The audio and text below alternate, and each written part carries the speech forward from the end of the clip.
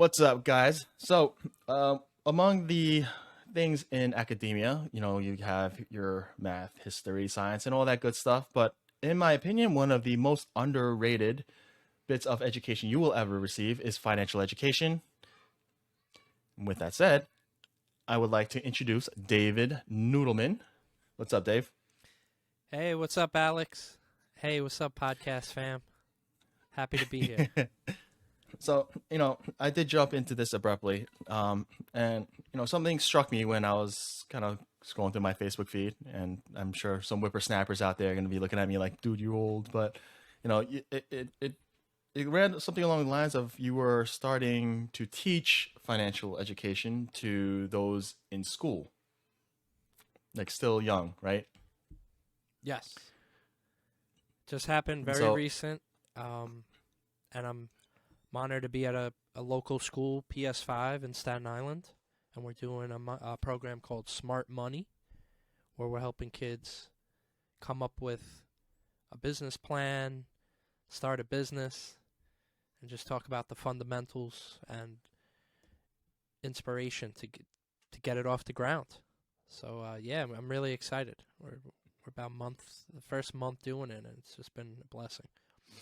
and this is where I mean, there are a lot of times where a lot of the kids that we grew up with, I like, as I scroll through, just trolling through it, I'm sitting there, I'm like, good on them. But for some reason, as soon as I saw this, I'm like, I need to reach out. Like, I need to pick this dude's braid, right? Because for me, it is that, right?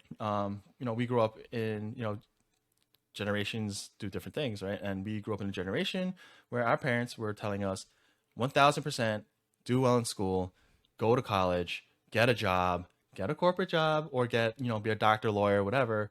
And this is the blueprint. This is the only way. And then we graduate college with a mountain of loans, and we still don't know how to balance a checkbook, right? And so we're in, me in my realm, obviously people come do the taxes and they don't understand basic concepts, which is fine, right? Because you're not, that's why you have us. But it's, I get from the technician side and I realize there is more to do with just understanding how money works, how the world works in terms of finance, right? Even if it's not on some high level Wall Street level, right? Where you could build substantial comfort, right, and wealth and all that stuff without having to overcomplicate things, right? But it's just fundamentals, right? Now, before I go on this whole tangent, right? Let's rewind a little bit and let's unpack some of the origin story of Mr. Noodleman, her. So, um, let's kind of walk through your journey up until this point, right? Like, what were you doing? What were you into? Like, where did you just get your starts? So yeah, I grew up in Staten Island, New York, and in the lovely neighborhood of Westerly, so a very middle class area, and just I was just always someone that loved music. Music to me was just everything. It sparked all these ideas. It taught me things. It brought me to new places. And then I music just was kind of like the big brother that I wish I had. I know I'm the oldest, but it gave me all these sparks, and it just took me to all these places. And then it set me off. It set me off to wanting to learn how to DJ and or produce, make clothing, and really try to find my lane in the culture of just the music culture. I would say hip hop. Hip hop really is is kind of the start for me. And then I just kept trying different things. I put out an album, which was my first real dream. It was something that I set my mind to, and I spent tons of money, tons of time. My whole college time literally was spent making this, and I did not know what I was doing. I didn't know who to work with. It was such a journey. It was so many failures. But it was the beginning of failing and beginning of learning for me because I never really put myself out there. People knew I made the music, and then it was just the beginning, I think, of when I really started learning. I was always in school and I always did okay, but it was like the hard knock life because I grew up. I didn't really have too much trauma. Both my parents were there for me. I would consider it privileged of how I grew up. I was very blessed. Both my family, my dad was always working, everything was covered. My mom was always there. They put me in a few, basketball, karate, anything that I asked to do, and I wasn't spoiled at all, but I had more than the necessities. Mhm. You mentioned something, right? You mentioned that music was kind of like a big brother to you, right? Uh, Being the oldest, I can understand that there is a potential feeling of loneliness, right? Why specifically music, right? Right? Like, what is it about music that when you got into that, you were like, oh, this is like a big brother feeling. I was just, I think I was searching for comfort outside of my parents because I always felt they were telling me what to do, and it was always this rigid feeling. I never really felt free completely. I always felt kind of under their wing, and I had to do what they did, and I wanted to be trusted more. And I think I have an issue when people don't trust me, or they say they don't, or they think I'm going to do the wrong thing, and then I kind of act out a little bit. And I could look back from current to even the past. And to me, music didn't judge me. And I'm not saying my parents were judging me. They were giving me discipline. They were giving me rules, which I needed. I just didn't really like that growing up. And music, I just kind of was able to go anywhere and then learn from people that my dad was working a lot. He wasn't really sitting me down and talking to me about certain things that so I was kind of in the dark a lot of the time, wanting to learn new things. But he worked his ass off. He worked like a monster, and it was one of the biggest. He never had to talk to me much because that was such a good example. But I think I needed a bigger brother to talk to me at that time. I just didn't know it, and hip hop filled that. And then music is just, I think it's one of the most important things in the world.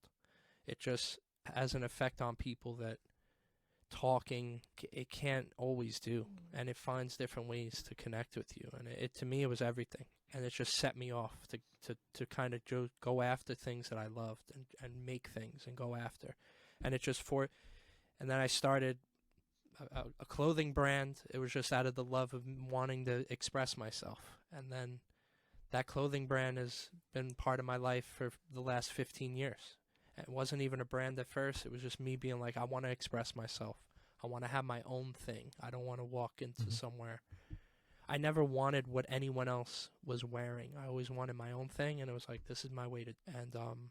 And then that was a new set of failures, and that was a new set of learning how to manage my checkbook and like getting trademarks and getting ripped off and like not making money during the depression. I started it during the 2008 where I wasn't making any money in sales. I was selling cookware to get by because my art wasn't, it was just starting. And I Mhm. was making no sales, but I was racking up my card just to kind of get off the ground. And then that was a new set of failures and a new set of just lessons. And I was like, well, I'm going to keep going. I'm going to keep figuring this Mhm. out. And it just learning how to manage it and not giving myself any other choice because I wanted to make it work as my thing. I just didn't know how. Mhm. So I just kept doing things to find people. I was never in a fraternity. I didn't have too many friends growing up. So I used the brand as this kind of ecosystem to bring people together. And then I started seeing it working in a beautiful way. And the feelings that I got from connecting with thousands of people was like something I've never had.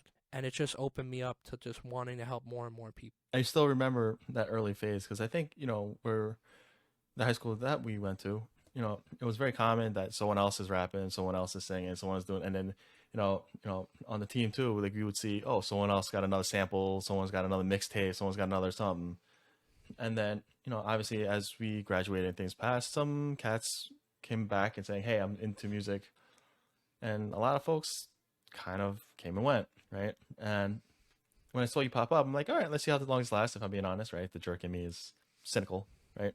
And then it might have been a couple years later, and I'm like, oh snap! Like he started a clothing line. I'm like, okay, it is odd timing.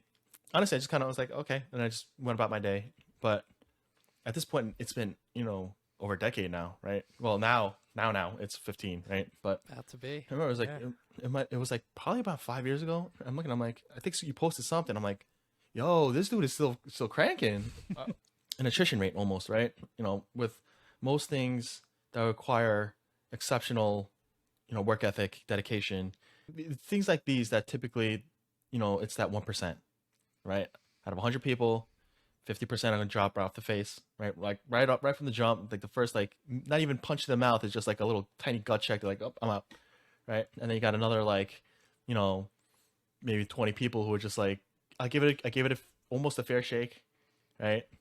And then the remainder, they try, it didn't work, and family, life, whatever hits them in the face, and they're like, all right, I guess I'm done, right?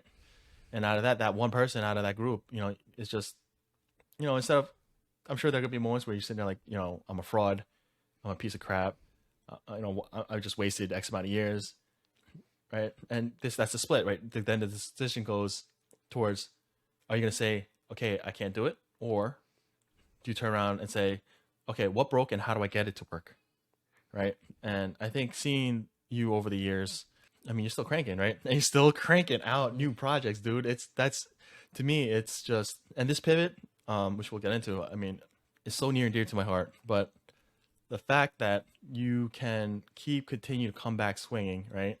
And for all intents and purposes, the music side, right? The clothing line, all these little ventures that you get into could have just been like one jump to the next. It's just another pet project for me to do, but you keep them up and running and you're expanding, right? And so for me, what this speaks to is there's no, oh, let me just give it a shot and then, we'll just close up shop in 6 months, right? Yeah. I'm sure we've both seen a lot of that. And I'm going to Oh, of excuse my course. son probably screaming in the background, Oh, hey, what up, you know? son? I love this What? stuff. Of course, pivoted in music, but it's still a huge part of my life. Like, and I Mhm. love being a fan of it. But then there's the side of me that's I could still teach a poetry class, making beats, DJing. Am I the next M? I'm not, but I'm okay with that. And I realize I'm the first Dave, and I think that was so important when I stopped Mhm. trying to be the next anything. And I Mhm. found like I'm like, yo, I want to be the only me, and my lane is going to be different than M, whoever else, Russ or whoever, you know. And Mhm. it's a journey, bro, and I love the clothes stuff. It just to me it's everything. And then the love to me is like the real fuel because there were so many years of stereotype. Like just so many people know, who if they don't know, I only started giving myself a salary with my company like 3 years ago. I was literally living, doing whatever else I could, doing other businesses, social media, designing websites, still not wanting to get a job, but I worked like I had a job. I did other hustles. I started Aware Media, which I did really well with, helping clients with media and websites. I did dozens of websites, dozens of social media projects, marketing, consulting, that held Stereotype up while it was basically either in the red or it was just kind of barely just getting by because I had an office. There were things to kind of, but I wasn't paying myself till about 3 years ago, like a salary doing the brand. So it's to think 12 years, some people be like, yo, you're stubborn as hell. But I was like, no, I worked hard. I still saved. I still prepared for the future. I still put money away as if I was going to retire because I was like, well, no one's putting money away for me. I I'm not going to just make $1 million selling a shirt one day. At least on my trajectory right now, maybe in 10 years based on what I'm doing, but I was like I'm not famous. That I have to think I always think the long game with everything. As you see, I've stuck around for a long time and I thought the same with money too. I'm like, all right, even when I'm struggling, I'm going to still max out this Roth. I'm going to still put out and okay, it's more than maybe what I want to put in, but it's going to force me to get better. And if it's automatic, I'm going to figure it out.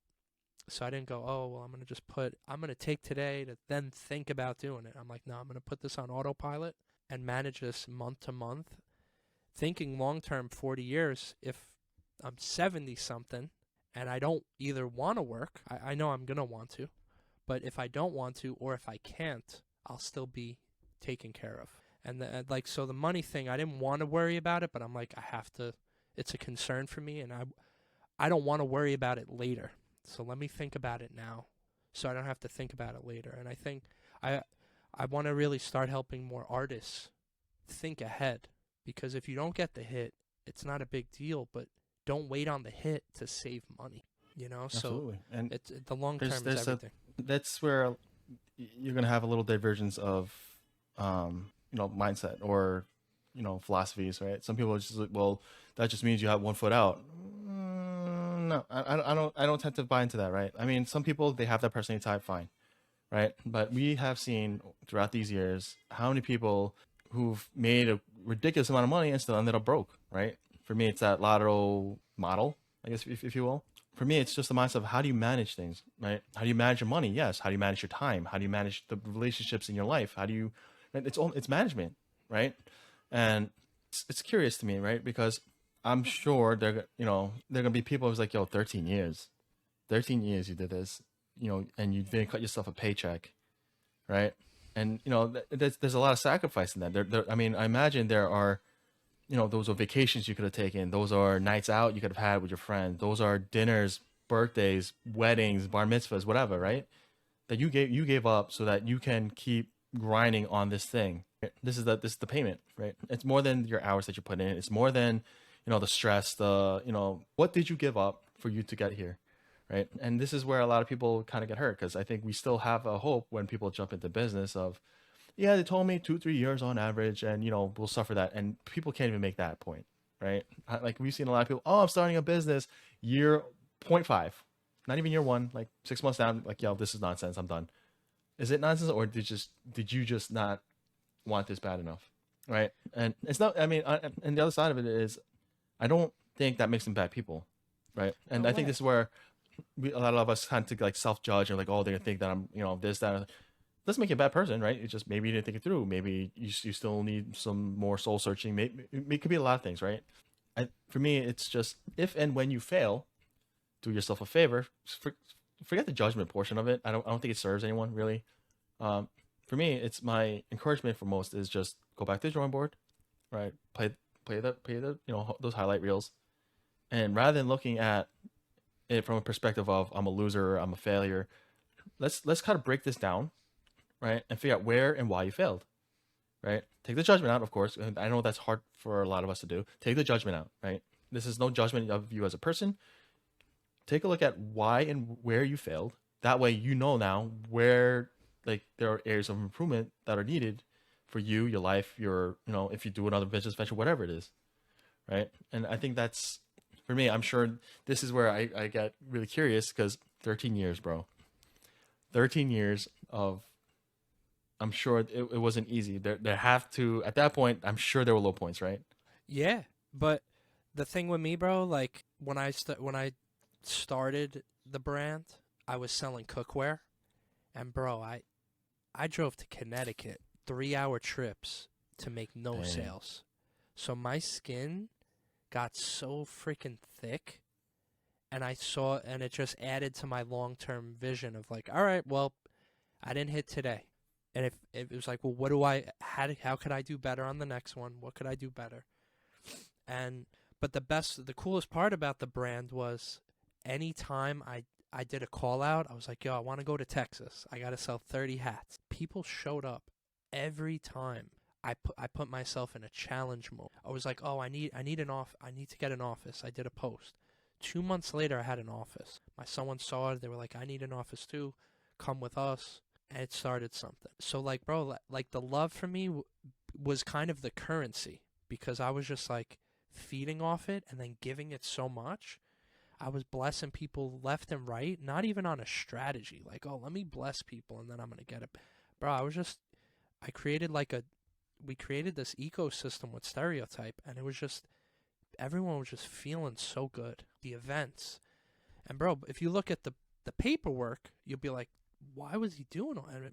And bro, the love, you can't put that on a statistic chart of the vibe that you felt when we did Musication. We had 500 people, and 100 of them were artists. You can't put that on an Excel doc and be like, oh, the money, because everything just kind of kept feeding itself. And then people would hire me for social media because they were like, yo, you freaking crushed that event. Do my social media. I'll give you $10,000 this year. And I just kept getting blessed, and it was like nothing pointed me in another direction where I was like, this sucks. I gotta go. It was more right. My skin just got so thick, of course, from the Salad Master. But then the love currency was this whole other thing. And every time I put myself out there, God showed me I was making the right choice, and So boom, and here we are. so that like what were some of the early stage things that you did to actually like at least get the ball rolling, right? So you were at a point where you could just say, "Hey, look, I'm gonna be in, let's say I'm gonna be in Austin. I got 500 shirts come through, right?" But obviously there has to be a very close starting point of like, I'm sure early it's like I'm gonna make this shirts. I like these designs, da da da, right? And then there has to be a certain point of like, well, if there are no eyeballs on me, it doesn't matter. So like where was that initial start of how you start to get eyeballs on this new brand that you were creating? So for me, it was always staying true to the core, which was the brand was all about dream. Encouraging people to follow dream is like the core of the brand. And then of course the love of music. So for me, like those are deep parts of me. So it's like asking me to go to some crazy place in like a place I've never been to and start doing the most dirty stuff. Like, no, that's not me. So I kept who I was with the brand the whole time. There were opportunities to do trendy stuff with like sexy designs or like drug designs where I could have probably just hit it and quit it. And they were trendy. I stuck to my core the whole time and I wouldn't change. And I always chased the underdog. I didn't chase the followers, the fame. The brand was like almost like an but we didn't want to be anti anything. We were kind of supporting everyone, but we never chased trying to get the biggest names who didn't care about us. We Mhm. supported the people who I believed in, which I'm so proud of seeing so many of them now because I'm like, damn, I'm so happy. I believed in them like 10 years ago and now they have their business. It has nothing to do with me that they're the way they are. But I'm happy I was able to see that, and I think the brand is special because of that. It's just like my A&R for loving people. It's deeper than an A&R trying to be like, oh, well, I'm gonna get this guy to make us money. Like as I said, the love was the real currency in my life, and I was like, well, I want to show love to this person. We believed in them. We've done collabs with people that no one even knew of, and we sold like 600 shirts with a woman who wasn't a rapper, wasn't. I talk about her all the time. Her name's Abby. Mhm. I hope she's well. I haven't spoken to her in a year or so, but it was someone who didn't have no fame, and I could have easily been like, oh, yo, rapper next door that has 17,000 followers. Let's do it. And that rapper wouldn't even have given a damn about me. But I was like, yo, let me believe in someone who maybe only a few people believe in, or maybe one or two, or maybe they just believe in themselves. And, really supporting the underdog was always like the core value of me too. And it wasn't a strategy, it's just who I am. That's interesting. And then then to multiply that by 100, doing hundreds of collabs, we just started crossing over into so many different places and meeting so many different places because I was able to kind of adapt and work with almost anyone, especially people that I really believed in.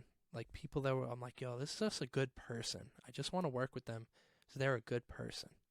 Oh, wow, they're just a tattoo apprentice and no one knows them. I don't care. They're a good person. And when I talk to them and they bought those 7 shirts for me and they didn't know me, that's amazing to me. I was like, this is someone I want to work with. And then we collabed, and then you meet their friends. It was never even like a strategy. Like, let me do this to.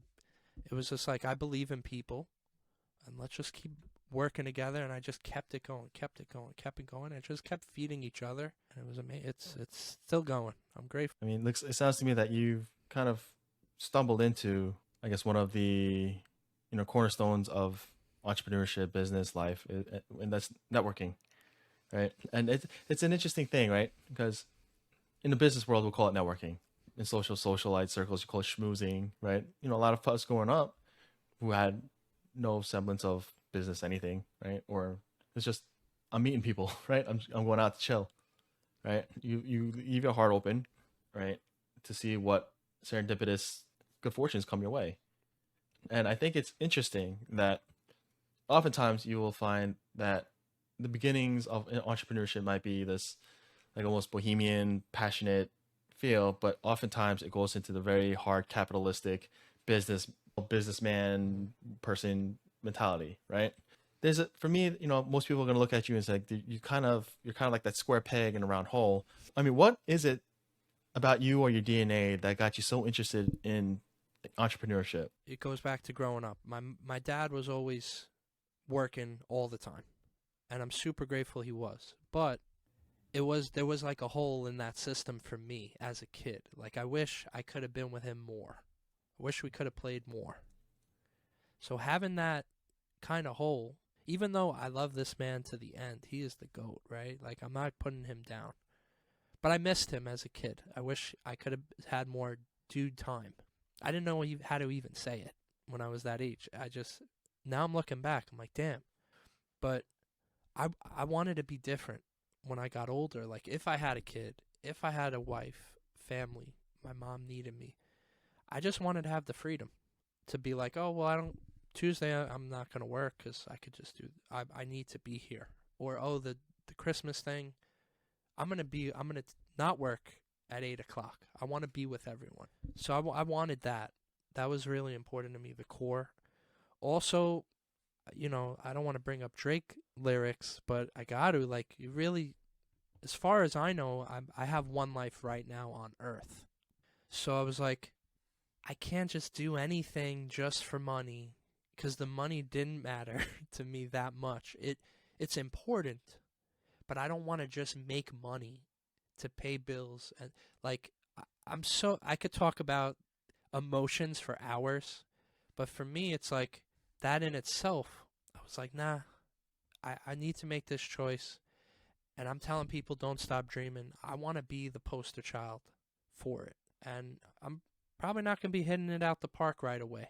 And I knew that too, but I always kept a long-term vision, and I've been able to go tons of places. I've traveled tons of spots. I've gone to every wedding I was invited to that I wanted to go to, and was able to give dope gifts. Sometimes it was a struggle to go to Aruba on my best friend's wedding. Like I was struggling during that period, but I still made it work.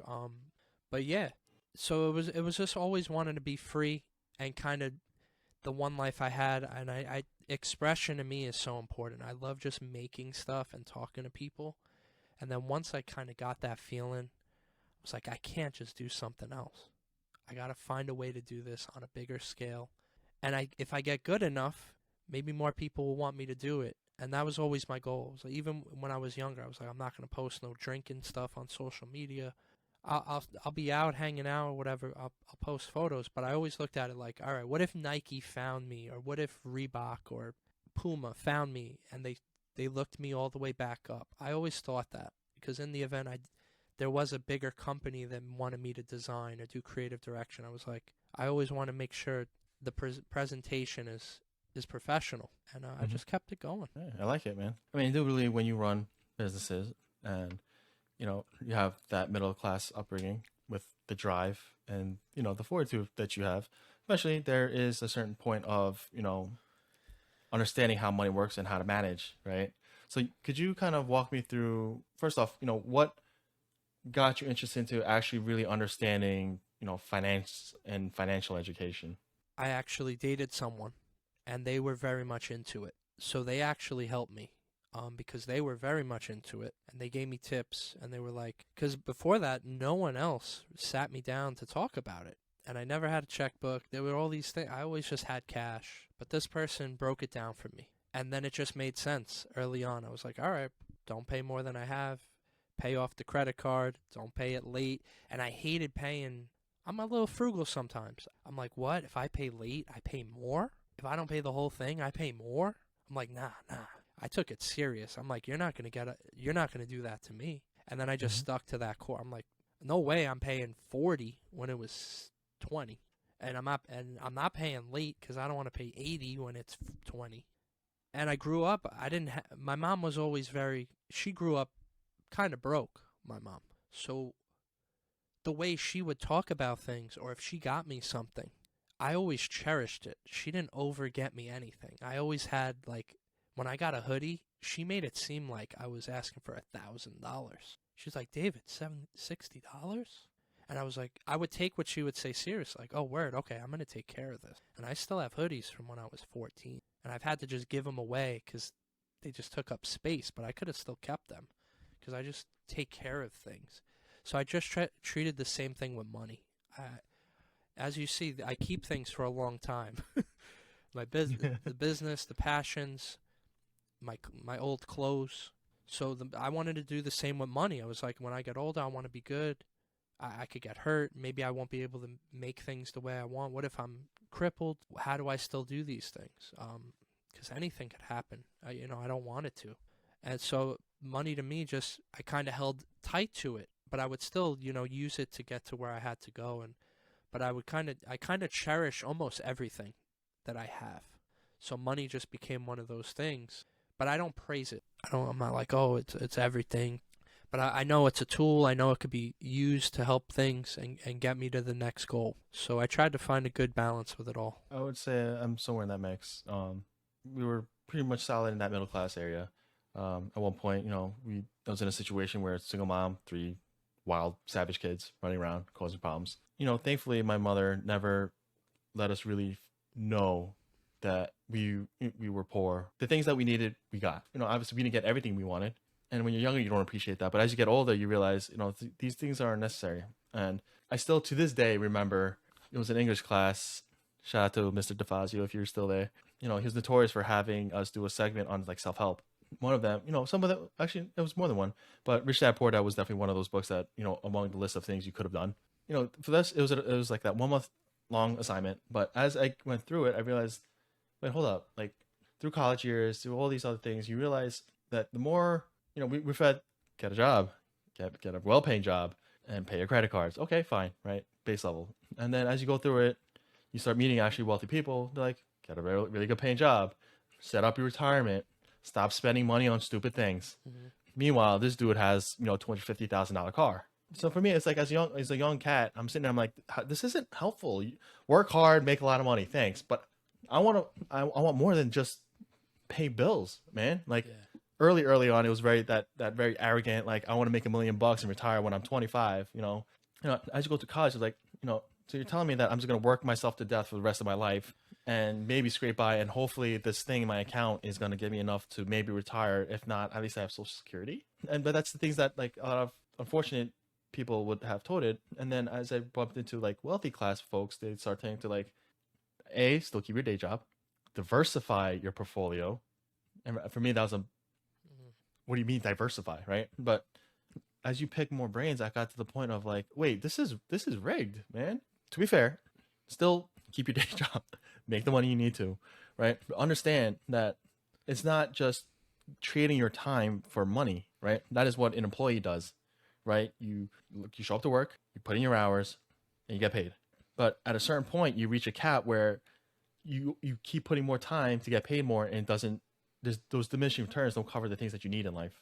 And this is where there's that sliding scale, because if you own your own business, yes, more times than not, the limit is not there, right? There's no limit to the amount you earn. However, you would argue that it's almost predominantly dependent on your level of execution. So if you can't execute, you get nothing, right? Whereas if you're a bad employee, you might be able to skate by, right? You did a really crap job this week. Guess what? Paycheck's still coming in. That's that golden leash, right? And so this is where, as soon as I got to a point where I did 2 decades of corporate. I did, those years of college. I went through all this, and I'm looking at myself. I look at my portfolio, and I'm like, what am I doing? What am I doing? Like, yeah, I get it. Yeah, you might retire off your 401k. You might, if you have your Roth IRA and all this other stuff, but it wasn't until recently where it all kind of came together. What does actual tax planning have to do with actually getting wealthy? Because in our heads, we're thinking, oh, like, let me just get another $1,000 on my refund check. Meanwhile, there's cats who are paying 0 in taxes, forget the refund. And this is where, as I piece more and more stuff together, this whole financial education journey for me has been almost something that, like, I find myself soapboxing everything, right? Like, every time someone says, oh, I'm struggling, I like have to fight this urge to like, what you can do, right? But it happens to me at many barbecues. Dude, don't get like once you bust open like, oh, like I don't even know how I'm like ever gonna retire. I'm like, don't say it, don't say it. Real Mm-hmm. estate and taxes, real estate, taxes, business. Those are the three things, Yep. right? Yep. And they look at me like, oh my god, stop, stop. They're like, let me guess, you do taxes and you have something to do with real estate. I'm like, yeah, but the real estate portion, I Yeah. didn't get into real estate as an agent and then do this. Like for me, I got into real estate because I knew what this does, right? I didn't. Exactly. I'm not telling you now, and it's interesting, right? And it's almost unfortunate because again, like I feel like that start could have come much sooner, right? Like again, like even nowadays, I'm seeing more families talk to the kids, and they don't go high level, but in their elementary school years, it's like basic concepts of financial stuff, right? Mm-hmm. What does it mean to actually have to work for a living, right? Not that there's like slave waging them away, but Yeah. Yeah. maybe certain things that you do, like being an extra good student and however they structure it, maybe this will earn you a little more in your allowance, right? Maybe some families will introduce the concept of tax. Middle school, they might start breaking into like this is what a budget looks like. This is Mm-hmm. what basic things. And in high school, maybe you break into like what are assets, liabilities, what are Mm-hmm. accruals, for instance, right? And maybe start breaking investments. By college, the plans for college was how do you now put these concepts together? Yeah. And I think this is where I kind of want to pick your brain, right? Because you went from an entrepreneur, right? You went through a journey through trying to understand finance or financials and money in general, and then you decided that you're gonna pay everything forward and jump into actual financial education in the education system, right? Because could you kind of walk me through like what triggered you there and kind of your curriculum and kind of your whole thought process through this? Of course. Yeah. So it goes back to, presentation of just, I felt like everything I do or posted publicly was important to talk about the value that I could bring to the world. Like, yeah, do I go to a barbecue and hang out? Of course. But to me, I always looked at social as a thing to bring value, even early on. Um, I didn't like being tagged in check-ins and stuff like that. Oh, I'm eating at this spot or whatever. I was like, no, I feel like it could be more. So I always looked at social as kind of my public portfolio of just, all right, the value I could bring to whoever, a few people or many people, whoever wanted to tune in. So I always say show and prove, right? Like show your work and then prove that you could do the work. So that's how I've always just lived. So I always wanted to be in schools. It's always this dream for any creative or any person with knowledge base to be like, well, I want to be in a school. I want to do these programs. There's a lot that goes into it. There's paperwork, there's licensing, there's legal stuff. So it's hard to just knock on a door. And then there's funding, right? To either you have to take time out of your job, or are you willing to just do it for free all the time? And then how do you schedule it? So I got very fortunate to just start doing these teaching programs through one grant program I did with Staten Island Arts. Shout out to my friend Claire. I did not know what I was doing. She said, I'm going to apply for you. I'm going to help you with the. She literally alley ooped it to me. Kobe to Shaq. I was like, I'm going to fill out this app, get you in, and I think you could teach at this school. That's kind of where I went back. It kind of goes back to me. I was just out blessing people, doing free mentorship programs, and then there was an amazing person that was like, I want to bless you. She filled out the app. I started teaching at 21. It was like an 8-week program teaching design. The word got out that I did it. I wasn't a teacher in the school. It was through Staten Island Arts. They paid me. It was like a dream. But then the word got out. I did it. I did it. And they were like, "Oh, you do this? Oh, you do the come to my school. Come to my." So I would then of course it goes back to the love thing where I'm like, "Sure." And I would just go to career days. I did like dozens of career days. And you don't get paid for those things. It was like a whole day. But at that time I had free. It was an era in my life where I'd be like, "Yeah, I'll give that whole Friday. I'll speak to 6 hours of," and I kept doing it, kept doing it. Every time there were photos, people would tag me, and people like, "Oh, you were at this one, you were at this one," and then it kind of felt like a mixtape. It felt like a mixtape era for me in that world, right? Like people start hearing the 50 Cent mixtape, They give it to this one, they burn it, they tell this one, they share the link. It almost felt like that looking back for me in the educational space. If I could compare it to hip hop, the word's out. Oh, he was at Tech. He just did a talking thing. And then I get linked up with an organization, Sundog Theater, which that's their thing, is connecting creatives or people that have a knowledge base in a school. And they're the matchmakers. And they do it with hundreds of schools. They are monsters. And they're OGs in doing this. So I'm like a player on their team. I'm like, it's like the Knicks, and I'm like Emmanuel Quickly. They're like, we're gonna send you to train the kids here. Oh, what's your thing? So as of course the word's out again, but it led me to meeting a woman named Janine, and she connected me with Sundog, and I met her at Staten Island Arts. So the Staten Island Arts community, the word gets around if you're showing and proving that you're out here doing your thing, and in any industry, you're crushing it. You're posting a deal. You're shaking hands with freaking whoever, right? People see it and they're like, oh, I want a piece of that. Oh, how do I tap into that? Oh, I want to learn more. I want to do that too, or whatever it was. Janine threw me the alley oop. I want you to meet Sundog. Bro, I went to that meeting. Bro, I was having the worst day ever. I did not want to go. And that's the day I met my friend Janine Otis. And she connected me, and she said, and I didn't even talk that day. I was so in my feelings, something hard. I forgot what was going on. It's way past that. I did not think I was radiating any good vibes. She said, when I saw you, I knew that you could teach hip hop at a school. She connected me with Sundog. It was a wrap. Sundog gave me the opportunity. I did pretty well. Gave me another one. Did well. Another one, another one, another one. They know I have a business. They connected the dots. They said, our former money teacher now has this job far away. We know you got a business. Would you be wanting to do your own version? Here we are. So it was just, it felt like I was kind of a rapper back then. You know, you're out there, you're showing, you're proving, you're doing what you do. People are catching a wind of it. And they're like, oh, why don't you go to this show? Why don't you check this out? Meet the label here. And like Sundog, I would say, is like my label that I want to be signed to as an independent artist. And then they get me the gigs, and they were like, and then they hit you up again. What about this one? Because you're showing, you're proving, you're getting good reviewings, and you keep doing what you're doing, right? And that's kind of been the evolution of my educational journey. You know, so big shout out to Claire Jimenez. Shout out to Janine Otis, Staten Island Arts, and Sundog, because they've been essential. And then, of course, Projectivity.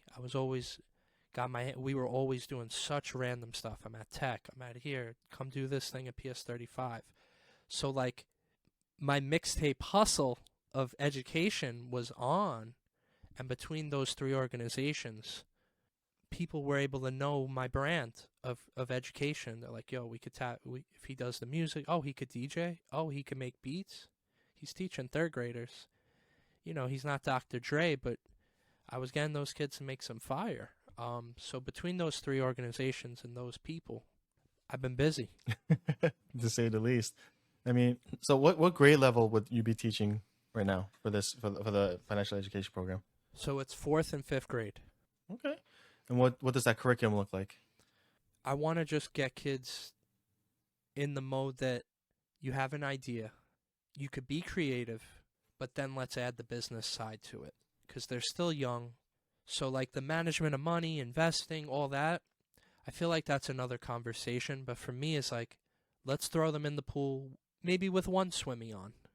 They don't have, right? Like, let's not do everything for them, but let's guide them, teach them how to swim a little bit.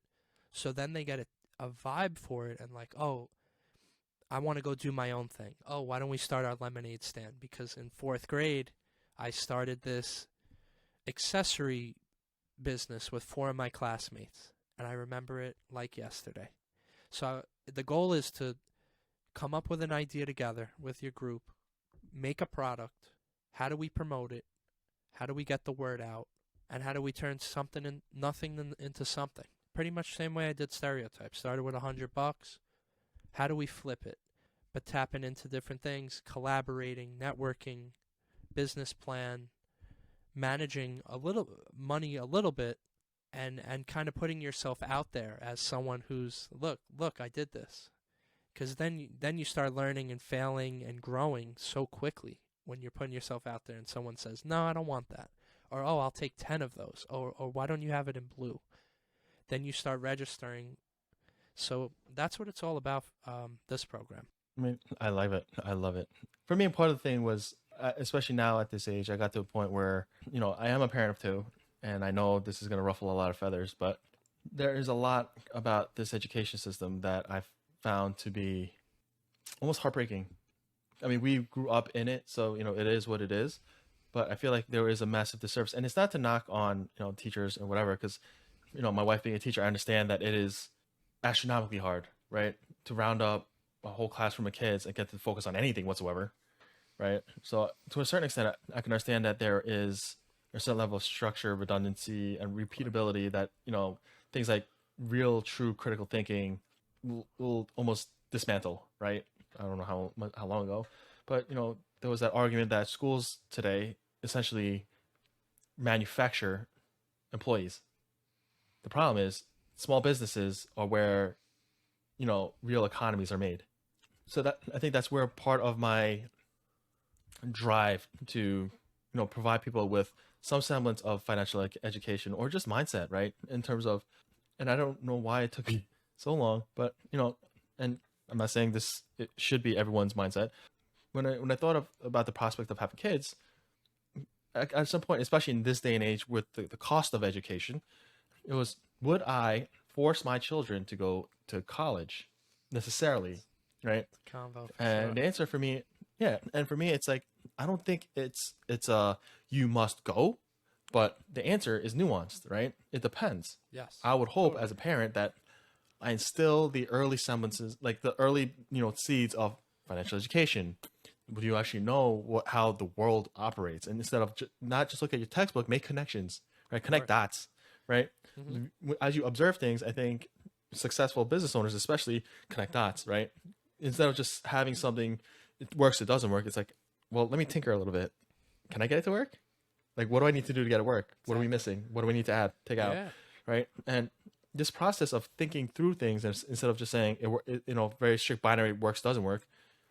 I think that's where the sauce is, right? So for me with kids is, if no, obviously if my kid decides, and I won't push him, let me be clear, because Asian stereotypes, I'm not gonna push them to be lawyers, doctors, all that stuff. But if they would say, hey, mom, dad, like, I want to be a lawyer, doctor, then obviously, yeah, go to college, get your degrees, get your certifications, get what you need to get done, Hmm. right? But I'm not gonna send you to college just for the sake of, Oh, of right? course. And for me, the beauty is, if you want to pursue your passions, do it, right? But understand that I want a game plan, right? I don't need a guarantee of this is gonna be $3 million, dad. But Hmm. right, like, is it art? Is it graphics design? Is it, right? In the past, we Yeah. used to Yeah. knock on that, right? Like, oh, you're doing arts, you're doing digital, oh, you're doing the joke's on us, right? Because when we went to college, it was graphic design was one of the worst professions you could have gotten into, and then 2 years later, it ended up being the highest paid, right? So like when you go into college, you always, before you go, you always try to look at what's going to be in demand. That I've come to realize that doesn't really matter anymore. It doesn't. Me, it's what are your passions, right? And I'm not saying, unfortunately, I'm leaning towards, don't be the person that says only pursue your passion because you might fail, right? Of course. But at least take an inventory. What are your passions? What are you good at, right? And I guess if ties into too. But what would you do if you didn't get paid anyway? Maybe you do need to work that crap 9 to 5 job, which will more than likely be 9 to 7, right? Hmm. Maybe you need to work the minimum wage nonsense, burger flipping, table busboying crap job. Those are your dues. I'm sorry, right? And here comes the gut check. If what you decide to do means that much, you will hustle and grind through and figure out how to make it work. And I Hmm. know that's like this fortune cookie nonsense cliche thing that everyone hears, but time and time again, I find that to be true. Also interesting. I mean, those who took in that high school English class, mind you, who took the business route, the most common way was selling candy, which Mhm. to my memory, it got so big that the school had to shut it down. Like what are you? It was essentially seeding entrepreneurial spirit, right? Like, what can you do right now with limited funds or no funds and make money? Mm. And obviously, for us and high school kids, we're a bunch of sugar cracked out fiends. So yeah, I'm gonna go to Costco, pick up a box of candy for $5, sell them $1 a piece, and 10x my funds, right? And I'm gonna rinse and repeat, right? The dumbasses will have spent 100, whatever money they earned, and now they have to go scrap out another $10. Or I'll take that $100, buy 10 more buckets, hire 5 other people, and each sell 2 buckets a pop, right? Mhm. And I'll give them half the proceeds, right? Think about and the amazing thing here is, as a high school student, you just made more than a minimum wage job. Although, let's be fair, not legalities and all that, but from a person who doesn't understand anything, that the concept of this is how it works.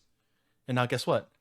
Now, as you build up, learn the legalities, learn the tax law, learn like actual business, true business acumen. But Mhm.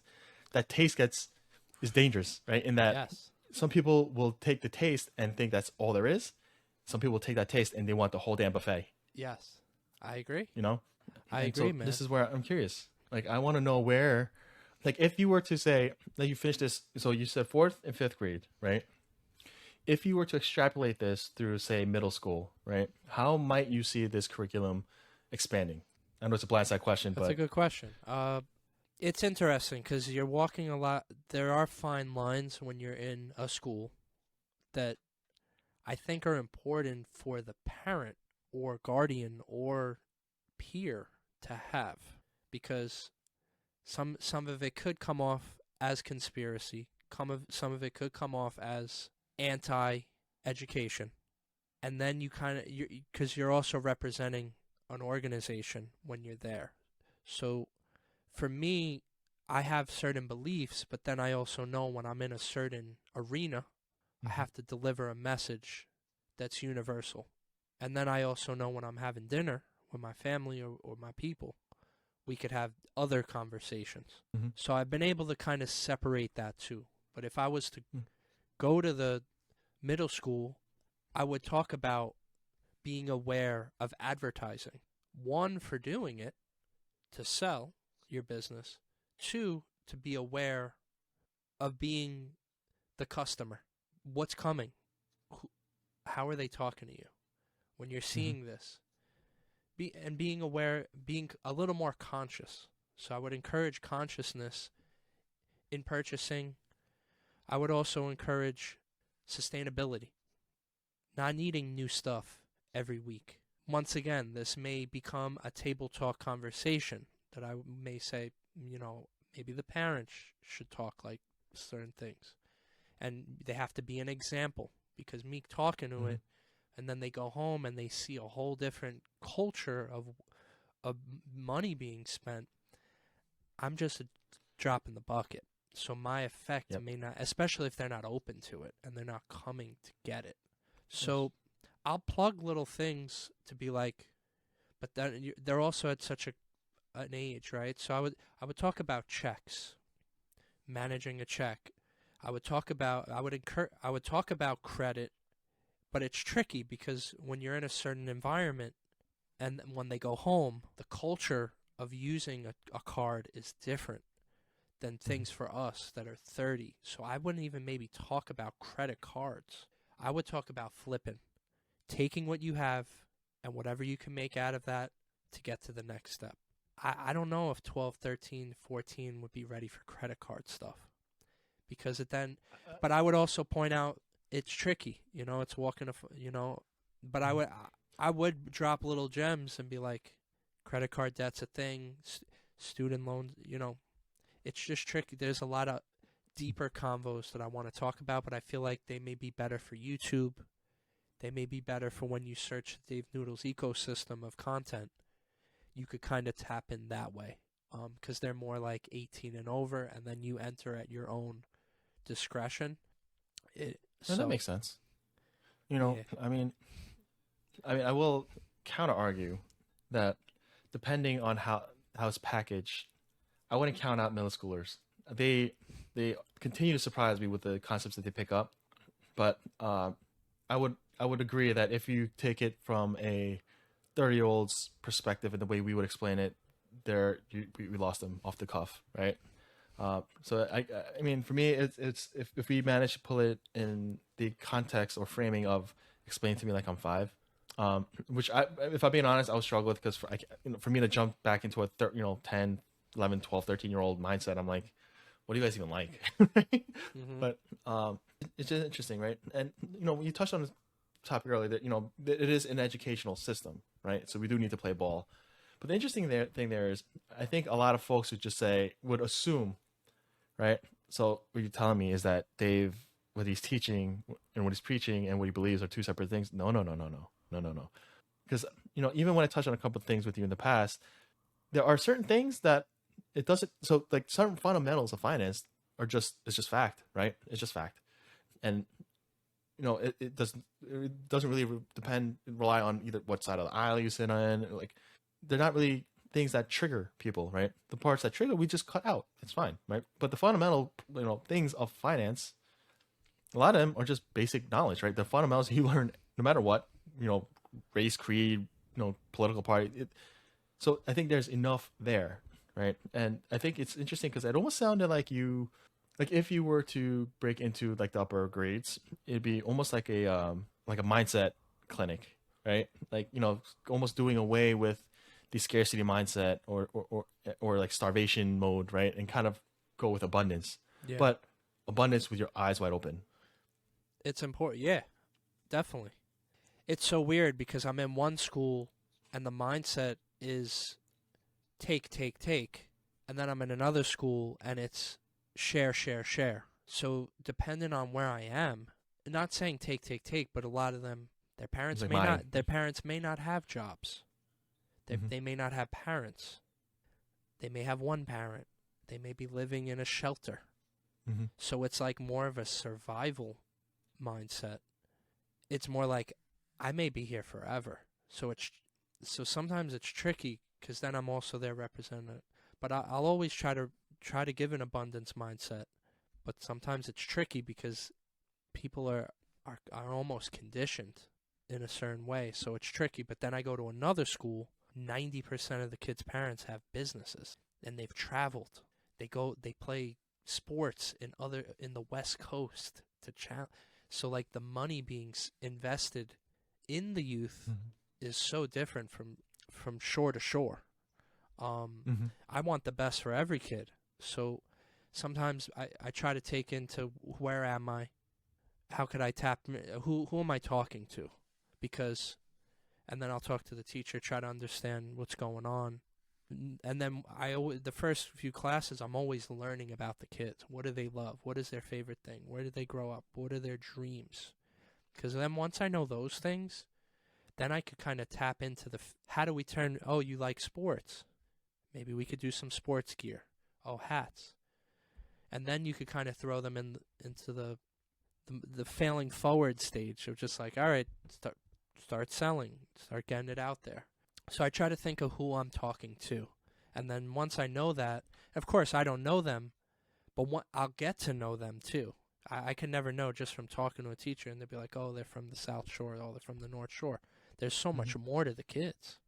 So Hmm. I'll spend the first few hours learning about them, the best I could. And then if I know their Hmm. passions, I know their dreams, it's easier to go move on from there. And then every kid, it's so crazy because you were talking about talking with your kids, and then yesterday I was talking to my friend about his kids. It's like sometimes encouraging works, sometimes it doesn't. Right? It's so Hmm. crazy. Like my sister was doing a program a at a place, and kids told her we don't want to be encouraged, and she was like, "No, I'm the coach. This is what we do." Every kid is so different. Like the way they need fuel, right? And then so for me, it's like, how do I understand who I'm talking to the best way I can? You almost have to adjust per kid in the moment, but then you still, you stick to your plan of what you want to deliver, and everyone's going to kind of take it their way. And that dance, at this stage, I've seen those who pull it off and those who don't. Brother, the fact that you have the wherewithal to even consider approaching it from that standpoint, I salute you. It's unfortunate, but I think there's still a lot of folks who will just say, "This is my system. This is my plan. Sink or swim, right? Fall in line or fail, essentially."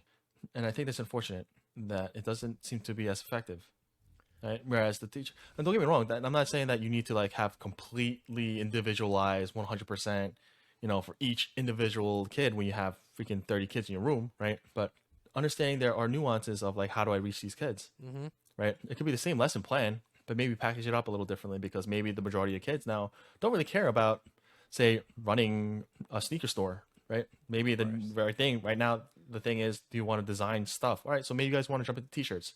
So what if you were to design a t-shirt, right? How many machines do you think we would like? For me, it's that's the way my brain works. Like when I thought in terms of having a class, I was thinking like high school, right? How I think we had the discovery program in high school, right? Where, I remember. but I wanted real life application, right? Which is ambitious. Like think of a business that you would want to run. You can start with little to no money, come up with a business plan. Crazy world of mine. I'm doing this with either my money, money that I raised, like fundraise, or do donations from local businesses. Whether it be equipment, whether it be whatever, right? You guys come up with the business plan, right? I will coach you and walk you through the steps and getting it done, right? Or maybe if you do your own legwork and find your own vendors, power to you, right? But it'll still instill understanding how do we need to budget? How do I actually go out there and start hustling? Right? It's not because how many kids we grow up with like, yo, like once I'm out of college, I'm gonna retire at 30. How? Yo, I'm gonna make a lot of money doing what? I'm gonna own a business doing what? Yo, I'm gonna sell mad. Sometimes they do have like a business thing. And I'm like, all right, so cool. How much do you expect to pay for rent? I don't know, like $10,000. All right, cool. So what's your inventory gonna look like? How much you need to push? Like you start drilling numbers. Like, yo, why you pressing me? And I'm like, I'm not trying to press. What I want you to understand is that did you think this through? Is it just initial seed dream? Then yeah, I'm gonna leave it alone. But are you saying that you're determined? This is your conviction that you're gonna retire off of this. Then did you do your homework? To be fair, there's no need to press the kids that hard at that age, in my opinion. But if I could see it and help coach them through and guide them through, and if I could somehow provide resources to do it, like maybe it's a shirt printing business. Maybe I'll call the local vendor. I'm like, look, it's a local high school, right? Just it's not. It's just a test run kind of thing. Maybe you could cut some slack in terms of pricing, right? You're doing them a service, right? And if I could figure out a way to get you some kind of tax something, like we'll figure it out, right? Like as on a donation basis or whatever. Or maybe it's just a bunch of crickets that I pay a couple $100 a pop. Maybe throw 3 of them in a classroom and say, hey, look, you want to start an apparel business? Here you go, right? Supplies, I'll cover you for the first week. Better make some sales because the next set of inventory is not free. But it's interesting, right? It really is. I want to. It's almost my like if I could wish with all my wishes within the next like 2 years, 3 years, like whatever, however many, you can say, look, I'm honored and pleased, and that I was able to take part of this program, and I'm going to expand it to middle school, high school, and all these other things because I think this is my thesis. I don't have no crystal ball. As important as I think college is, my theory here is that what some people might call step backwards, but I think it's just a balance. I think there's going to be a resurgence of people who have skilled labor. Yeah. And I think thankfully we're going to be shifting our culture to in a sense where we don't take our kid to the store and point at the garbage man and say this is what happens if you fail at school, right? Because these are My boys honorable are jobs. killing it right now. Well, my boy Drew, Right? Ooh, my boy's Right? He just bought it. Ooh, he be going. So, no, you're right, bro. The way I look at it, the world is like the art, and what are we adding to it? But we all got to add to it. So, like the guys that are paving the roads, and then the people that are designing, like we're all contributing to it. I just say contribute to it, whatever it is. Give. Some people are doing the fishing thing, taking the oil out of the water. Like, I don't know all those details of that, but like that contributes to something not hurting something else. So it's like, let's just add to it, not adding stuff in our homes. If that's what you want to do, go for it. Add to the world, bring value to the world the best way you can, and only you know how to do it, or you're gonna figure it out. And it could be, I know people that are teachers that they can't post about it.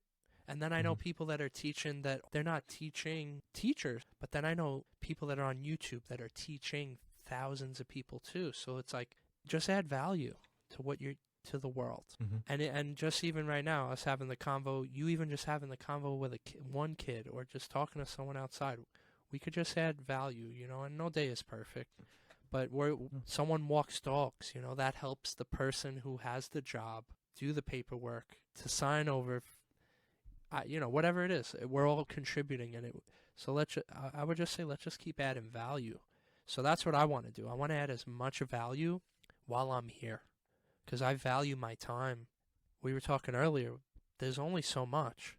Let's let's bring as much value to whoever we can while we're here, and not feel so much pressure if we're not doing it in a moment. But like if you can, go for it. And sometimes value is just waking. I know a guy who's a janitor. He hates his job. He loves coming home, and he says, "I hate it, but I have to do it." It's a whole different mind state. But then he's contributing to the school.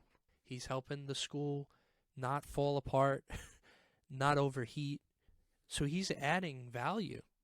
Is he overwhelmed, overjoyed by it? No. But he comes home, he loves his dog, he loves his wife and his family, and he's able to contribute to that because of it. So I just try not to like judge anyone, and I'm just like, yo, as long as you're happy with doing it, and I know you're not gonna be happy all the time, but I appreciate whatever you're doing. That's your chosen path. And it's crazy because that person actually judged me recently, which was funny. But it was so Yeah. crazy because I turned it into motivation. So it's like, let's just bring value, man. And that's all I want to do. I'm hoping this program is just a spark for me because I want to learn more from the kids.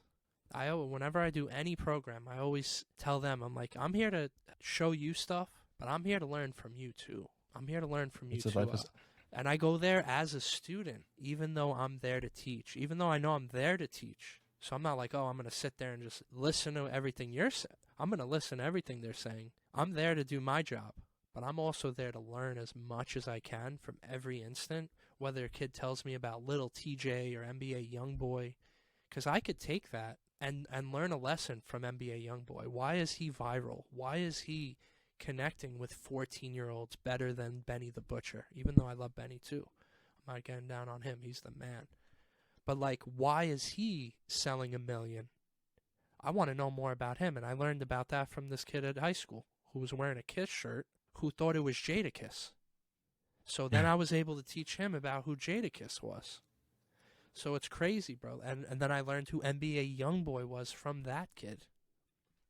So I still went as a learner, and now I'm aware of NBA. You know, and I'm not saying I'm a fan. I still am learning about him, but I want to understand because he may teach me about what me making content. I could watch an NBA YoungBoy clip and be like, oh wait, oh it was 5 seconds. It wasn't 45 seconds, and he got his point across that quickly. Oh, I could take that element from NBA YoungBoy, so we could learn from everyone, bro.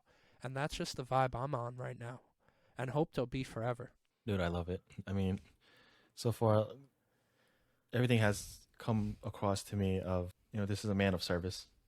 Though you have run businesses, right? And you do run businesses, give without expectation. So service is the thing of giving, right? Of mentoring and providing value, paying it forward. All these things are things that I always love to have in my circle. And I'm at a point where I'm almost ashamed that I haven't really had a deep conversation with you until recently.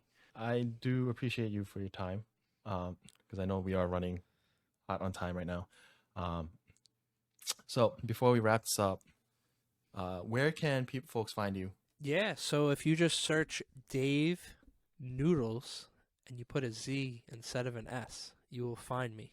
And I'm on TikTok, Insta, Facebook, LinkedIn, and also if you want to check out some of the work we do with business, the merch, Aware Media, you could look up stereotypeco.com and Aware, AWHERE media.com, and the Type 88 show. And I'm honored to be on your show because I'm always interviewing people, so I'm grateful to be here, man. Dude, And I'm so glad that you came through. I'm so happy we got to speak.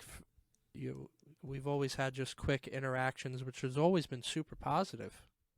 And when I Hmm. think of you, I'm always like, oh, he's always brought, you always had a good energy, you always had a good smile, and he was always supportive to me in the short instances we've spoke. But it was really nice to really hear, everything, and then hear the kids in the back, hear Brooklyn, and really get a vibe for how far you've come, and I know about appreciate you that. growing up. You said with your mom and a few kids, like now to have your own and being in Brooklyn, like, and your own spot, helping people find their spots. You know, cheers to you, my bro. Thanks, brother. I had this creeping sensation that I'm gonna be pulling you in for a part two. Um, That's cool. there's just so much I wanted to unpack, and I know we jumped around a lot, but Oh, of course. I'd definitely love to have you on again. Cool. But in the meantime, this has been Alex, licensed CPA and Realtor, with Dave Noodles, and I'll catch you guys on the next one. Peace.